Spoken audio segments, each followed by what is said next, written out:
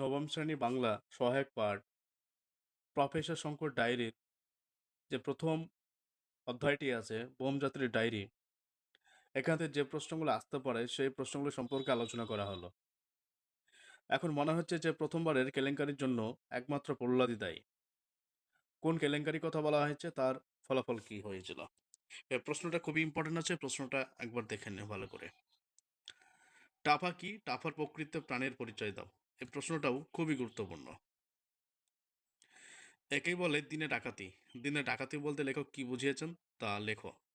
এই প্রশ্নের উত্তরটা হবে যে ২ নম্বর প্রশ্নের সেকেন্ড প্যারা। ২ নম্বর যে প্রশ্ন আছে সেই এই ২ নম্বর প্রশ্নে এই উত্তরটা হবে।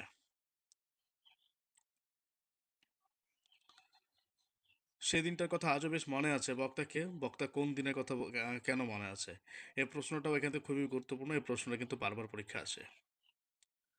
বোমযাত্রী ডায়েরি গল্প অবলম্বনে মঙ্গল গ্রহের সংক্ষিপ্ত বিবরণ দাও।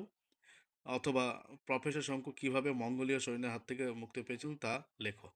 এই কোশ্চেনটা এখান থেকে খুবই গুরুত্বপূর্ণ আছে। এই প্রশ্নটা একবার পরীক্ষার আগে দেখে নিও।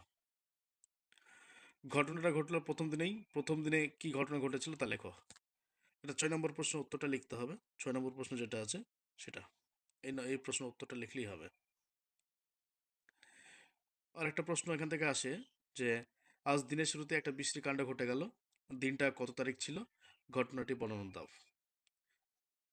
এখান থেকেই এই প্রশ্নগুলো পরীক্ষায় আসে। ফার্স্ট সামাটিভ টেস্টের জন্য প্রশ্নগুলো খুবই ইম্পর্ট্যান্ট। এই প্রশ্নগুলো অবশ্যই কিন্তু তোমরা দেখে নিও।